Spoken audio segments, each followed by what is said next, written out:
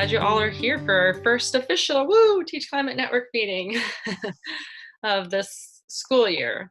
I know a lot of you have probably joined in the past when Jenna Tots, our education manager, kind of hosted this, and she has now left on maternity leave and has decided to stay at home with her son, Atlas. So we're in the process of looking for a new education manager. But for those of you who don't know, I'm Megan Van Lowe, and I'm our education coordinator at Climate Generation. I've been with Climate Generation for about 7 years, kind of in different roles. I've been planning the summer institutes for the past 5 years or so, and kind of working more in our public engagement work, and now I'm fully in our K-12 education program, and I get to work with you all, so it's really great. And yeah, as far as Zoom, if you have any questions, let me know. But if you want to mute yourself if you're not talking, just to cut down on background noise, or if there isn't any, that's fine. There's not very many of us. But if you have anything to say, like, let's just jump in, keep it kind of casual and informal. And yeah, I have a few things that I'm just gonna share here by sharing my screen. So 1 second.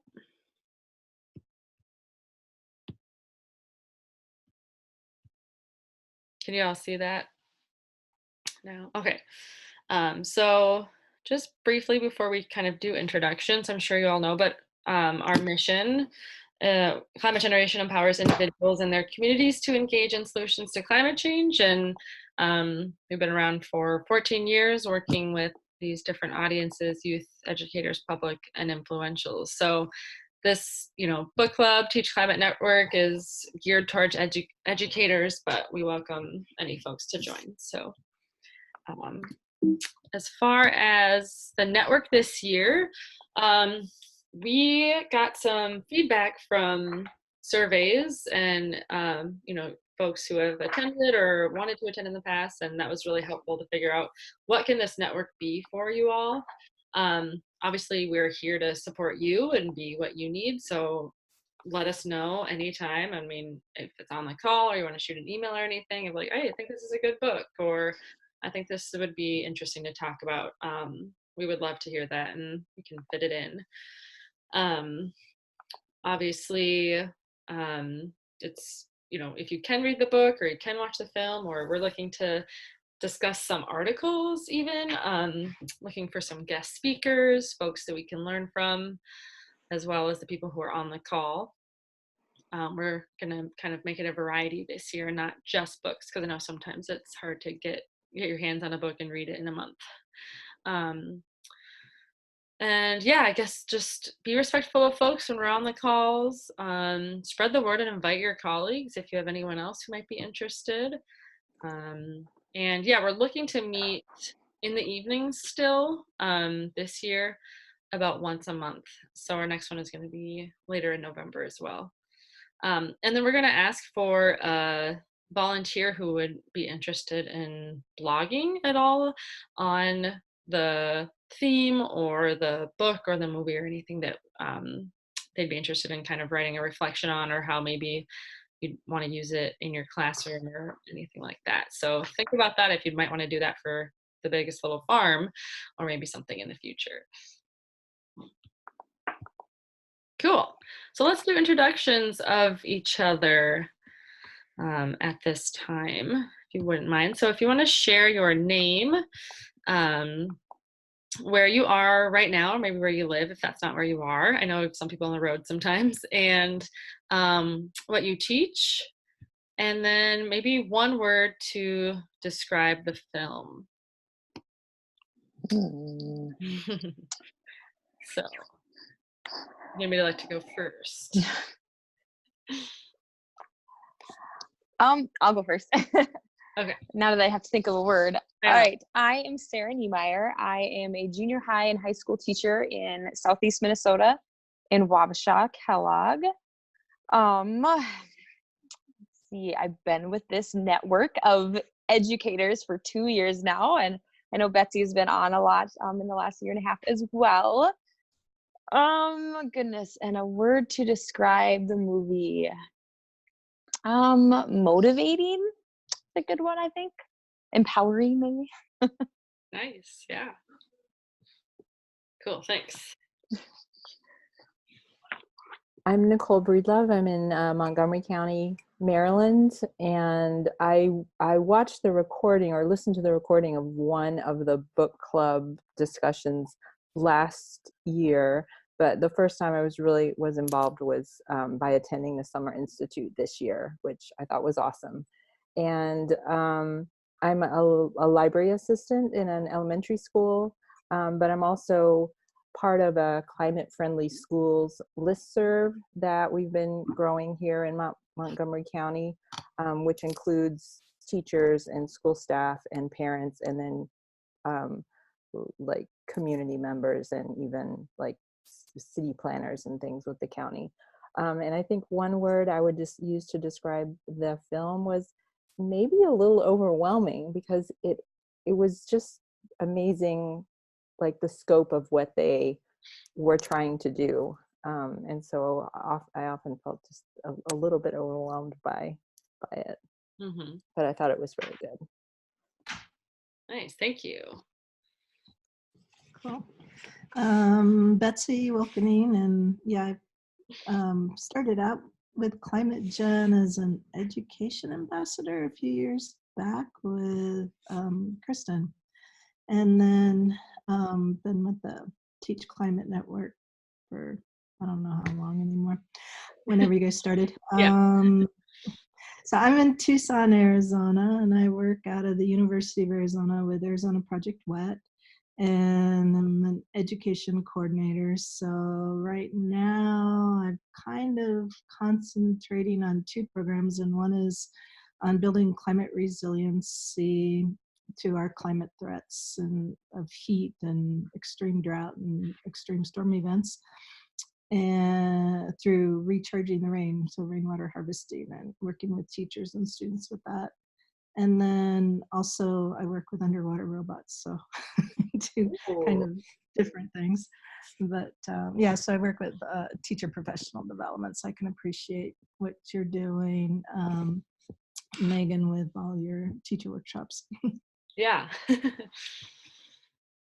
And do you have one word to describe the? I guess complicated. Mm-hmm. So. Cool. Well, thanks all for sharing. I'm going to say my one word. I agree with all of yours. I'm going to say beautiful is my word. But yes, beautiful in a very overwhelming way. Awesome. Well, thanks all for being here. I know that you have a lot going on, but it's really fun to see all your faces, and I hope that this is a good space and it's a good use of everyone's time to be here and kind of just chat informally, and we all can share our thoughts on the film from this month.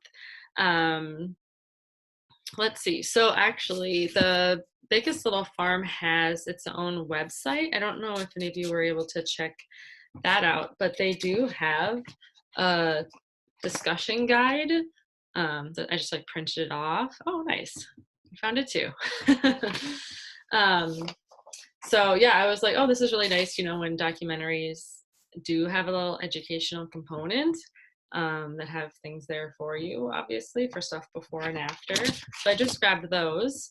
We can talk about those, but what are maybe some initial thoughts? I know we talked about the one word, but what are some initial first reactions to the film?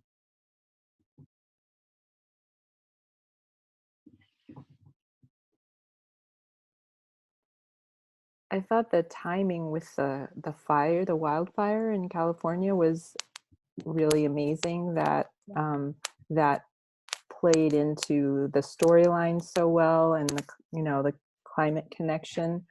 And I thought they used it really effectively, and both starting with it and then ending with it. Yeah, I agree. That was so intense with the start of it. I was like, it's all gonna disappear. Oh yeah, totally. Yeah, that happened right in the middle of all the blackouts in California. And my daughter's at Berkeley working on her PhD, and so, we were messaging her and she's like, well, they've canceled class for 3 days because they've closed campus, but everything was confusing and they didn't know if they were going to close campus or not. And then she still had power at her house, so she was able to work from home, but, her lab didn't have power. She's talked about one reactor they had in the engineering college that was going for 12 years nonstop, got shut down because they didn't have any power backups, so somebody's experiment got messed up there. And then this was on top of last year where they had all the smoke, and she realized really the whole social justice part of climate change, because she was able to go to the doctor and get new asthma medicine, and she could afford masks and she could work indoors, but there's so many people that couldn't do that. So yeah, the fires they're still going again. Mm-hmm. Every year. I think they're starting to accept it out there. Mm-hmm.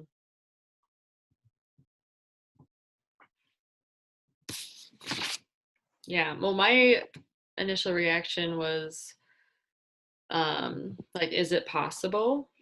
Like, is it possible to actually have a farm like this? Kind of like, it's more idealistic or more of like a fantasy. But I had like strong hopes that they could do it, and kind of was like, it'll happen, eventually, but realizing it took 7 years for them to get to where they wanted. But I just, like, there are points where I was almost brought to tears because I just love how nature and the balance of nature, everyone is there for a reason. That, like, is my takeaway from that. And reaction was just like all the snails that were on the fruit trees, and then they were like, how do we get rid of these? And they bring in the ducks to eat the snails. Like, eventually I was just like, oh my gosh, nature's so awesome. I was just like, oh, and everything. So Yeah. My initial reaction or thoughts throughout the movie were, at first going, holy smokes, where is this money coming from? That's a lot of money to put in systems like that and to do things that they were doing and all of the landscaping and whatnot. But then to see, the product that they would get one year, and then to overcome the hardships that they would have, was kind of coming back to my word. You have the empowering notion that, they keep finding new ways to make things work together instead of just giving up and trying something new. And I think that was a big thing about it having many different things on their farm instead of just one kind of crop or whatnot, that if one failed, it didn't all fail. So that was another empowering moment as well, that, you have to try lots of different things to be successful. mm-hmm. Yeah, I liked the whole idea, like some of the stuff that we do with rainwater harvesting and teaching people how to design systems and everything, is the whole idea of permaculture and stacking functions. Like everything near rain basin serves more than one purpose. And so that kind of thing showed exactly what they were doing with their system.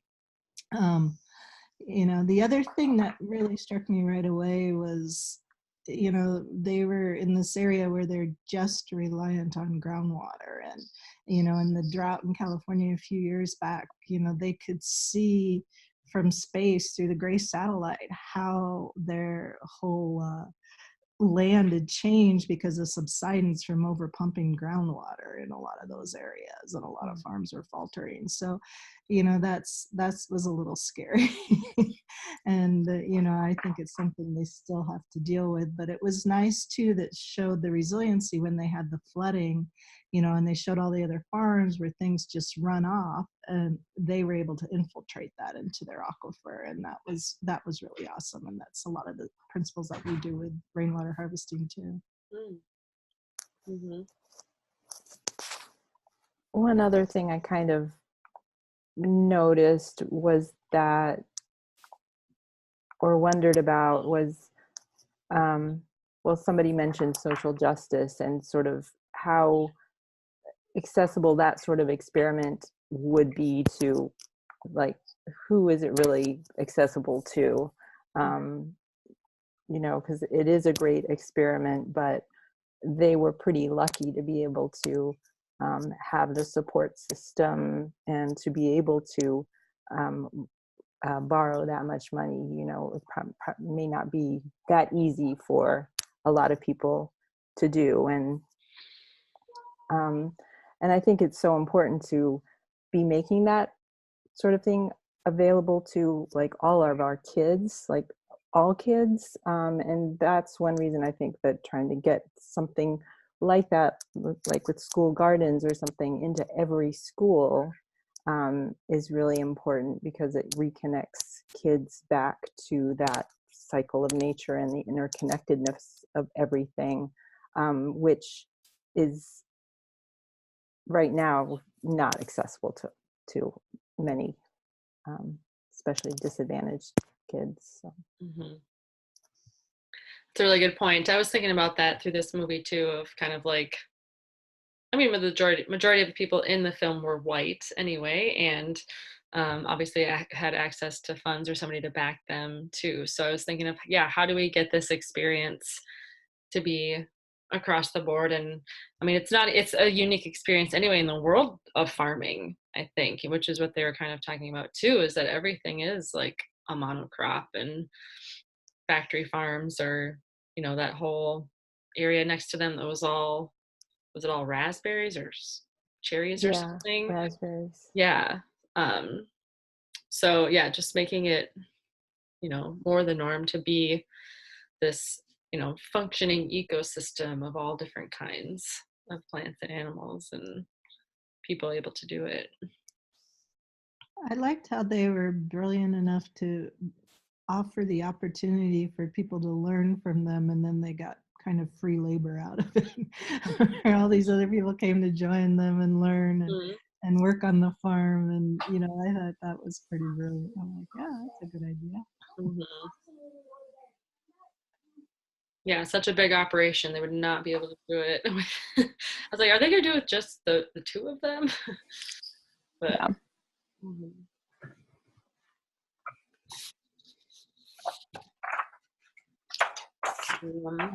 Let's see. Well, I don't know if you have thoughts on what themes kind of to be pulled out of this film. I was kind of mentioning the more scientific, you know, symbiotic relationships of plants and animals. Just like I've always loved that. That is like what drew me to science and biology, is how everything just works together. So I love that that showed that it is possible. But what are some other themes you all kind of pulled I think out or could one think of the of? ones was is like one of the solutions in Drawdown that talked about regenerative agriculture, Mm, and also like planting trees where you have livestock and all that stuff. And so yeah, there's a lot of that that came out too, you mm-hmm, know, as ways to combat climate change and Drawdown. mm-hmm, And another one was that there's nothing that is all bad. You know, like something could seem bad, like the maggots and the poop, and then the chickens like to eat them, you know. right. Yeah. A few like that. Even the coyote, Mm-hmm. which I that know. was just such an incredible scene at the end, Yeah. being paralyzed. Mm-hmm.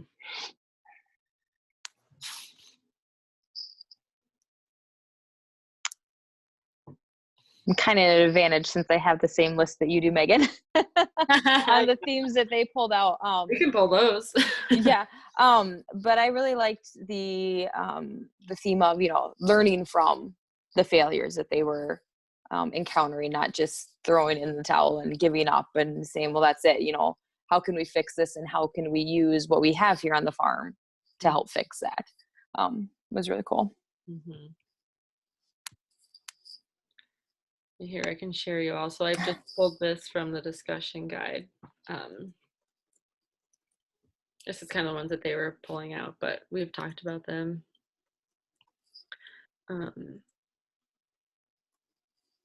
But yeah, I like it too because like with the idealism, um, it really like if I opened up a picture book or something that looked like this farm, I'd be like, that's so cute. Like the sheepdog is like protecting the chickens and this and that, and it's like the rooster who's friends with a pig. You're like, that's Yeah. fun and but that's not real or Mhm. something. But like we need people like these two farmers to like have this vision and like go and run with it.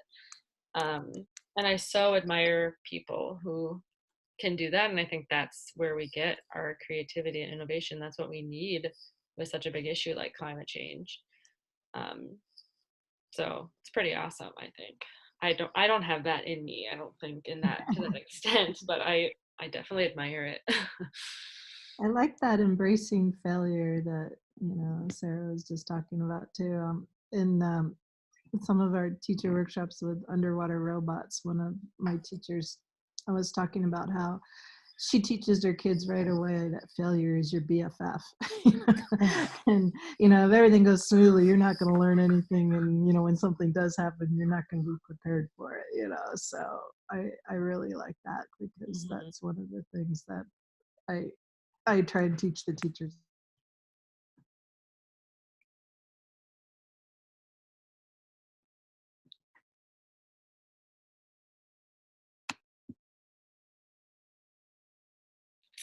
Oh shoot, I might have frozen. Can you guys still hear me? Hmm.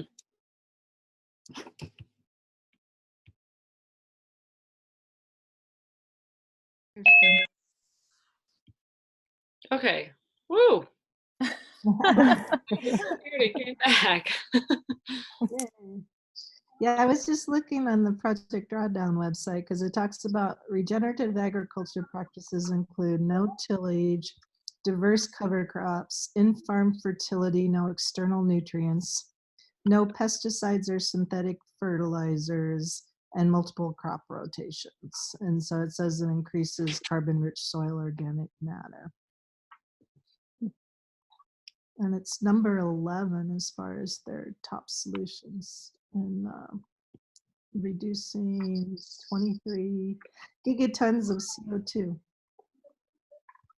That's actually pretty high. There's like 100.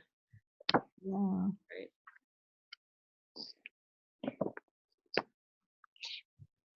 Yes, I guess the difference is that, just plain organic farming is, not using synthetic pesticides and fertilizers, I guess. I don't know.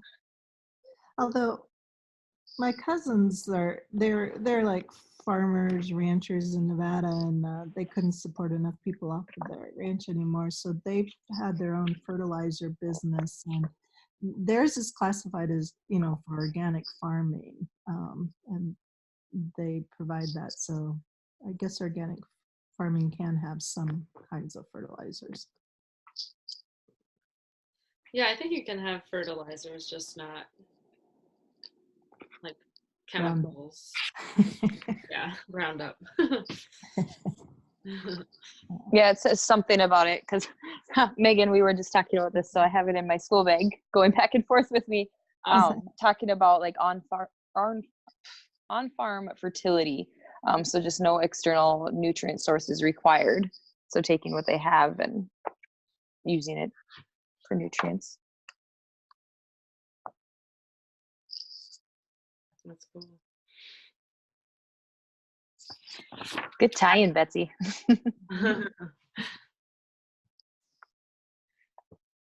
I was wondering if there are farms like this in other places in the world. I'm assuming there are. I was surprised to actually see that I guess it was in California, just with the type of soil they have and the lack of water. I suppose they are able to grow. They have a long growing season and grow a lot of different things. But yeah, do you all know of any other farms that have done this, or have you seen any? There's a picture of one on the Project Drawdown website in Pennsylvania. Oh, cool.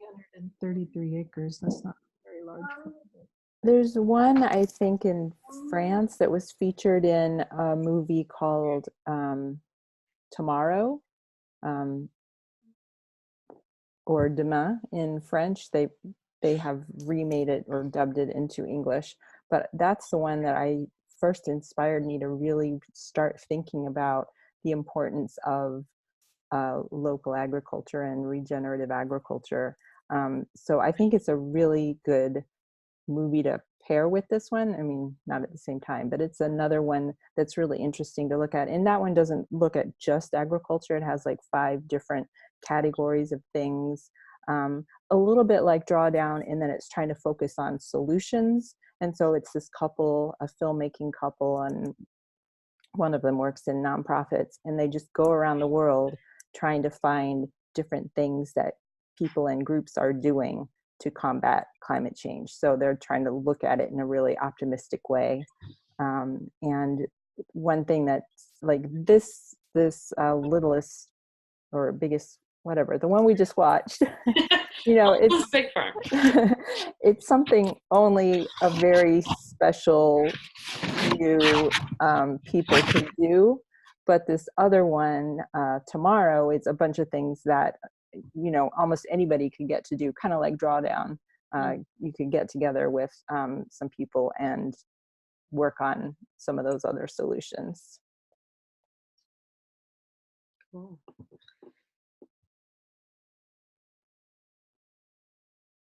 Are you ever, Nicole, able to, what is your relationship with the teachers in your school of being the media specialist? And, you know, do you show films or recommend films?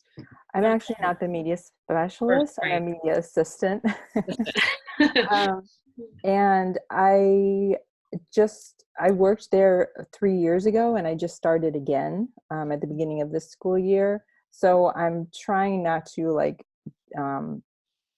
start talking too enthusiastically about climate change to everybody right away. So I'm trying to ease into it and find ways to um, like recommend books and things like that. So I'm definitely going to work up to it. Nice. Yeah.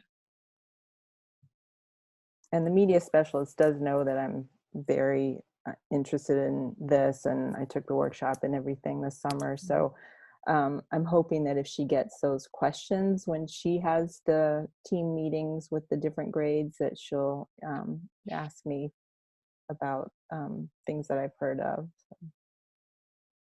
Nice. Sarah, do you ever show films in class? You have to get like, do you find that students like it more than other things? Or like, with the pros and cons of maybe showing this in the classroom or something? So I have a junior and senior Earth Climate class that I do with some curriculum from Earth Climate, and we've gone through 2 of them, and we're getting into citizen climate right now. But I've talked about this documentary, and my kids are kind of excited about it. I mean, we're in Southeast Minnesota, farming communities all around us. So I've, you know, just been talking about it a little bit, and they seem excited about it. I do some other ones, like I've done the Inconvenient Truth and Inconvenient Sequel, and what's the newest one from Leonardo DiCaprio? He has 2 of them, and one's really old. But I've done that, and a couple years ago, I did Frontlines War on the EPA, because it was all fresh on who Trump had hired to run the EPA and whatnot. And so I try to find things that are relevant to what's going on right now as far as climate goes, and, you know, stuff that the kids can gain information from. I think this year I'll still do the Inconvenient Truth, and then I like to do the TED Talk, and then go into the sequel and look at the progression of the data over time to give them a sense of that. And the kids I have in this group are pretty, you know, even if they weren't so before, they're pretty passionate about this subject area now, and just doing good for, you know, the environment just in general, whether it's helping with climate change or not. They see a need to just be better stewards of the earth. And I had them do a research project over the weekend, and then share today on some courses of action that they could take as an individual, for our school, for our community, as a state of Minnesota, and then as a nation, And, you know, a lot of them just were very empowered by some of the solutions. Like, why not? Why don't we do some of these things? I mean, they're possible. So it was really fun to hear from them and all of their ideas that they had. Awesome. Yeah. Sweet. Have they been following Greta Thunberg? We have talked about Greta a few times. Yeah. Yeah. And Megan and I were talking a couple weeks ago, and she was asking me if they partook in the strike, and we actually didn't have school that day. So, Okay. Yeah, I but it's know. something we talked about. But We went down to the strike here. They did it. It was kind of a class-friendly time. It was at 4:30 on a Friday afternoon in front of City Hall, and there's quite a few people that came out. It was inspiring. It was organized by some university students, but then they had a lot of younger kids show up too. cool. Sarah, what activities were the kids most interested in, like doing and getting involved in themselves? For individuals, more recycling and transportation, you know, carpooling. Hold on. I have two kids that are not going to bed That's fine. and arguing about throwing pillows. Give me the pillow. What? Colton, go lay down. Jackson, sit down. Just sit for a second, okay? Come here. My 4-year-old loves to be a part of these meetings. Oh yeah. Come sit. Come sit. So yeah, more of, I guess, recycling as far as themselves and our school. And then I had one student that really went into, I didn't expect this, but really went into educating others. That he thought that that was something that could be done on an individual level, is sharing what, you know, he's learned in this class with others, you know, getting more kids excited about these classes, offering more classes like mine. And I went, what about a club or something? You know, trying to spark some ideas, because we don't really have anything like that. But we do have an administrator that is very supportive of, you know, saving money essentially and doing things better and finding ways to reduce waste and whatnot. So yeah. Cool.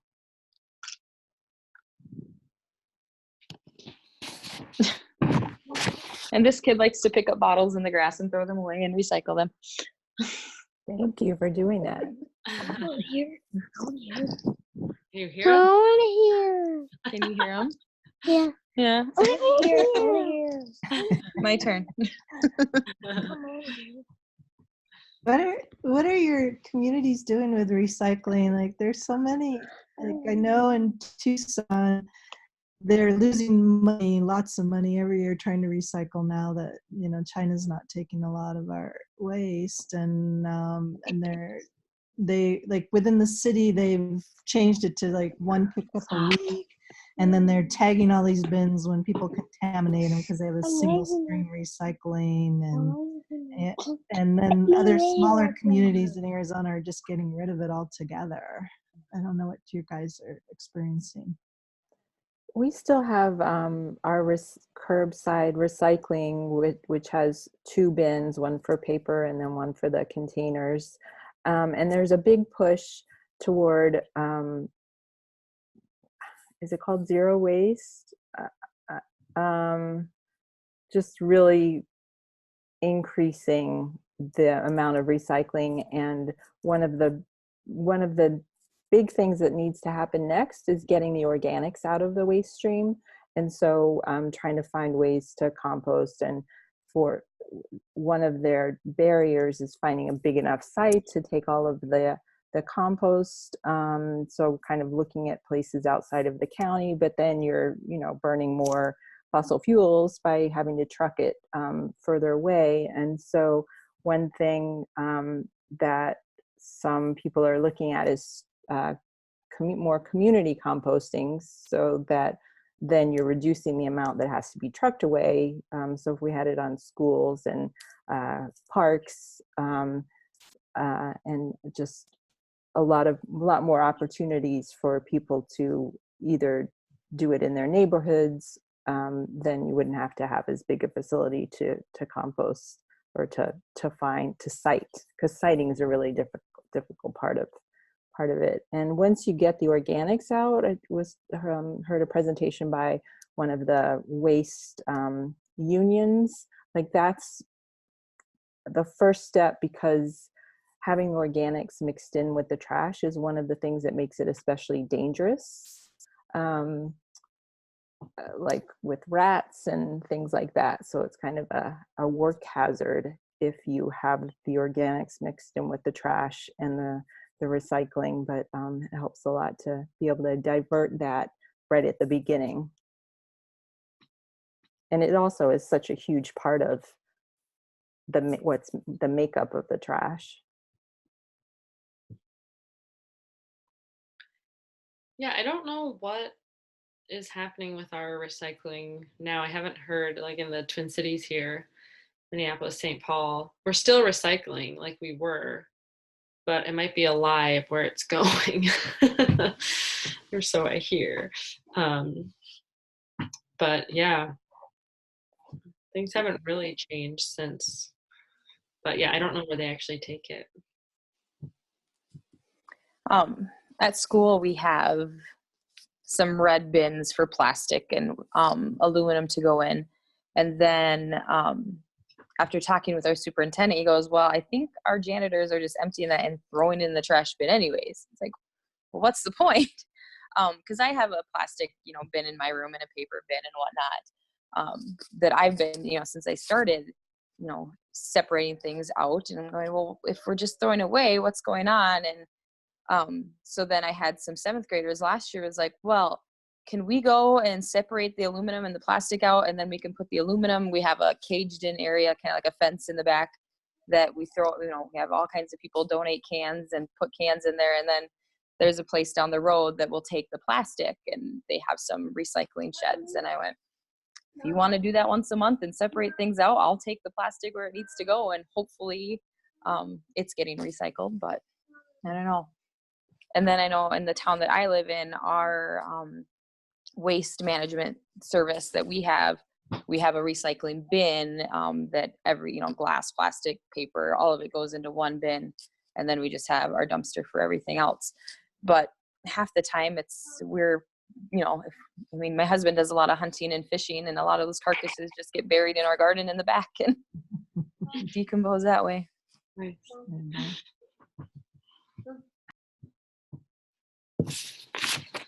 I wonder. Oh no, go ahead. I wanted to mention that tomorrow there is a webinar on cover crops and composting and climate change from the Institute for Local Self-Reliance. It's like ilsr.org. So if anyone's particularly interested in this issue, that I actually signed up for it because it might be good.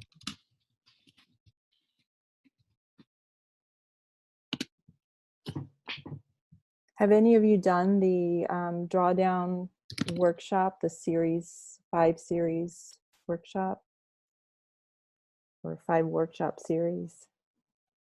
No, I'm not familiar with that. What's that?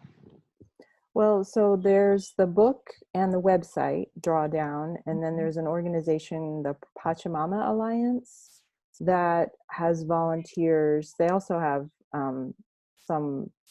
they have like an intro available online, an intro to Drawdown. But then they have a program that's like a series of 5 workshops, 5 meetings, where you meet with people in your community around one of the solutions or a combination of the solutions to take action on it. So I'm in the process of doing that. And I was thinking it would be really interesting to kind of do it as a school community, because there's 100 solutions. Obviously, not all of them are relevant to schools, but many of them are. And it's great to get the students involved, but then also like the building maintenance people who are like you were saying, Sarah, if they're just throwing it away, it doesn't really matter if you're separating it. But if they have kind of buy-in, and if parents have buy-in and other school staff, then you can come up with some really exciting and innovative ways to tackle those. So are the workshops just coordinated by the local community, or is it by drawdown? Well, I don't think it's actually by Drawdown. I mean, maybe it's like a partnership between Drawdown and the Pachamama Alliance. But the Pachamama Alliance like trains volunteers who do it in the community. Like I've seen them offered at churches or community centers, just wherever people want to meet. Cool. And they have, but it's very structured, so the volunteers don't have to do a lot of the legwork. It's basically convening people, and then they have little video snippets and handouts, and they kind of work people through the process. Like on week 1, you just read about 1 or 2 solutions and answer some questions about some of the, 1 or 2 of the solutions that are particularly interesting or intriguing to you. And then each week you go in a little bit more in depth into it, maybe looking at what is happening with that particular solution in different areas. So like this farm in California might be one example, or with on-site school composting, I looked at where people are doing on-site composting of school lunches, not in like the open bins, because that's not something that would be allowed in our county because of concerns about pests,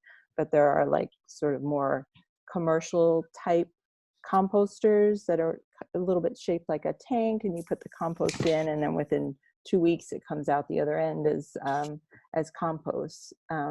So it's just a way to kind of learn about the different solutions and empower people to take action in their communities above the individual level, but not having to rely on the government to implement some of these things. That's great. I know they had the Drawdown Learn conference this past weekend at the Omega Institute. I don't know if you guys had people from Climate Gen that were there or not. We didn't have anybody go this year, but Jenna went last year. Yeah, I was, Frank Neipold had put out like a thing where you could log in remotely, and I don't know if it's still available or not, but I didn't get to watch all the sessions, but I did go in and look at some of the recordings a little bit, and there was one of them from this, I don't know if she's a psychologist or therapist, but she was talking about, how to frame the conversation without getting too depressed. And one of the things she talked about was acting more like a guide, with helping people in moving forward, and so she gave the analogy of like when you show up in a new country and you want to see things and experiencing things and do things, is you have to really listen. The guide has to listen to what the people want and then move them forward. And so I thought that was a really interesting way of framing it. Yeah, that's cool. I know that Drawdown talks a lot about switching the vocabulary too that we use around climate change to be more positive or Yeah, look at it as an opportunity. yeah. To Yeah. really do things differently. Mm-hmm. But yeah, I think that's, such a great resource, and a film like this where you see like, oh, what is actually possible and how much, change it could make if we all did that. I just think that it's, we talk a lot about it, climate generation, like to build a better future, you must first imagine yourselves there. So it's like thinking about what is this like future that I would love for the earth to look like, or my specific community, or my school, or my farm, or whatever it is. I think that having like hope in a time like that, and seeing this like what's possible, or dreaming what's possible, and then getting there, I think that there are a lot of things we can look to for that, which I see that Drawdown is a great resource for that, and this film, I think too. I liked how Sarah started with her students with, what's possible. What are some things that we can do? And, and starting with that conversation, I think that's really empowering. Mhm.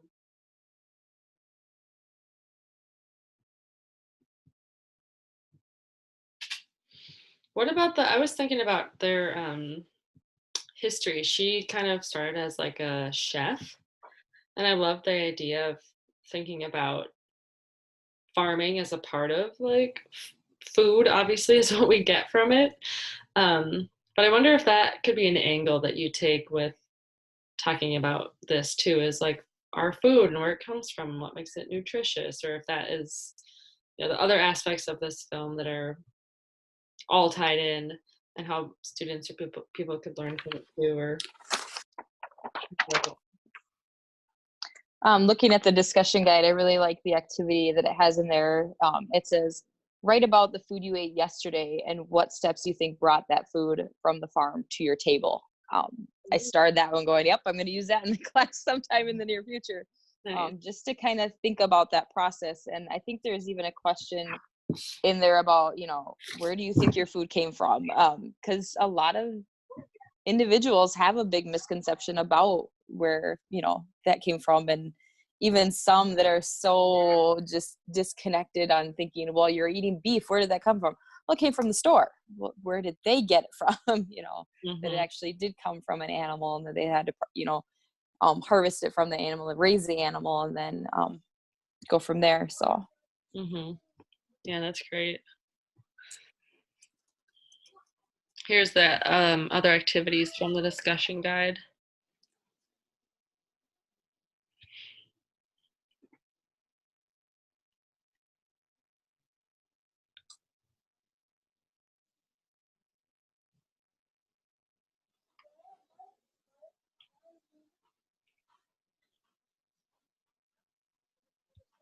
But yeah, I like the one like go into a field, pull back a clump of dead grass, or even if it was like soil or something, and observe it. I just love taking a closer look at things. I think that's really a good activity and kind of empowering too, and bringing, observation in, and maybe a bit of art or something like that, or writing or keeping a journal. yeah. I just think that when we pause and kind of look at the world around us and understand, like, yeah, everything that goes into it, or everything that goes into this apple that I'm eating or something, you start thinking more and more about that, maybe more subconsciously or something. And I think it helps inform our decisions and what we do. And especially when you're younger and you're just discovering the world too and learning things that way, I think is the mentality that I would want folks to have. Yep. Well, and just thinking about your carbon footprint on resourcing the foods that you're buying and how are they getting to the store and whatnot. That's been a conversation that I've had with my students a few times too, just based on things that they bring up. And, being from a farming community in a small town community and having all of this, prairie area and some wooded area. And a lot of the kids do hunt and fish, and just talking about that, a lot of us are already doing some really decent stuff as far as where we are getting some of the food that we consume, whether we grow it in our own gardens or whether we're harvesting that meat ourselves rather than getting it processed somewhere else. So I like to empower my kids that they're already doing a lot of really good things and they might not even realize it. So just kind of bringing that out as to what more could you do? What are some other possibilities? We can't do everything. I mean, that's just not possible, for a lot of us. And I even talk about myself that, yeah, I have some downfall, some pitfalls, so to say, and some things that could be better. And if I had an opportunity to make it better, I definitely would. But at the moment, it's just not in the cards, but someday it might be. So we talk about those possibilities, those what ifs, what can we do if we have an opportunity to do so. I think the one of the themes for the upcoming Earth Day, so Earth Day April 2020, is going to be the carbon footprint. We're calling it food print.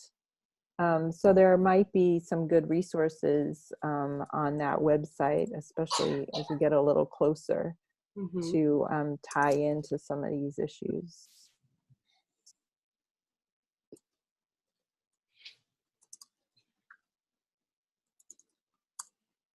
I love that your pup is just like up on your lap. Yeah, I've got 2 4-legged kids that are bugging me. Oh, must be warm. Yeah. Yeah, well, I love that idea of saying too that nobody's perfect either. And I think that sometimes maybe it's more just on like behind the keys of a message board, more like online or when you're not face to face with someone. But we get that a lot where people, if you're talking about climate change, people are always going to find something that you're hypocritical about. You know, it's like, well, you still fly or something, or, you know, and so I think that it's just, you know, people trying to poke at the one thing that they can or whatever and find, and we talk about that a lot of just being like, you know, we're trying to do the best we can, and not making people feel guilty for not doing enough so that they feel paralyzed to not do anything. So yeah, I think that's good that you're talking about that too. Yeah, that was a really strong message in a book we read last year. What was that? We Rise by Shuta Scott Martinez. Just, you know, all of these things that he does and that you can do, but not belittling somebody for not being able to do the same things you do or making the same decisions that you do. Like I said, if they're doing the best they can and, you know, making conscious efforts to do better, you know, good for them. You know, we should applaud that rather than putting them down or degrading them because it's not, you know, perfect in everything and whatnot. So yeah, I think my colleague Josna has said before, it's like when I look back and my kids ask me what did I do for, you know, climate change, I want to tell them that I was able to do the most good with the tools that were given to me, which I like that saying, where it's kind of like, you know, whatever you're capable of doing, you tried your best.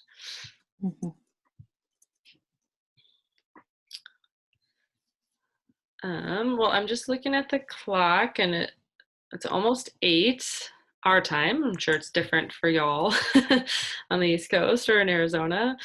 But any last thoughts about the film or anything else in general for this October day here in 2019?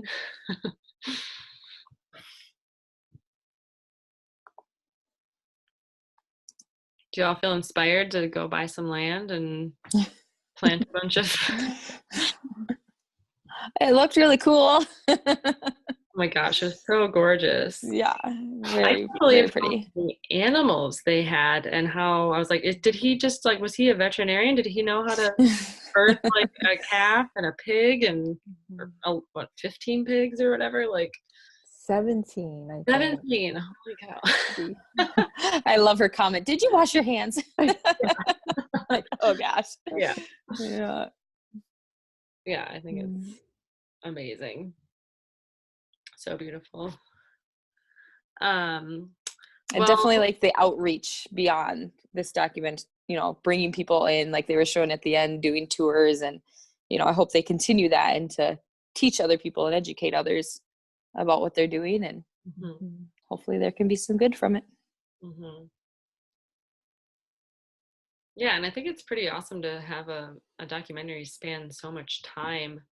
Like 7 years just to see, you know, how it all, like the ups and downs of it, and finally maybe a bit of like balance in the end there.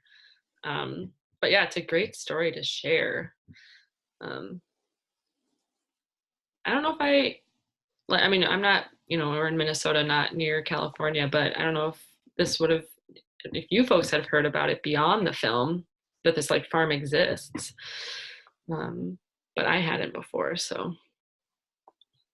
The picture though did look familiar. Like I think I've seen on Twitter or something, maybe an article about, you know, how that the aerial view of it's almost like the trees were planted kind of in a spiral, Yeah, or circular. I know. So it looked familiar, but I wasn't consciously aware of it previously. Yeah, it was pretty cool. Well, let me know if any of you would like to write a little something about it for this month. If you feel so inclined, I can just throw this up here.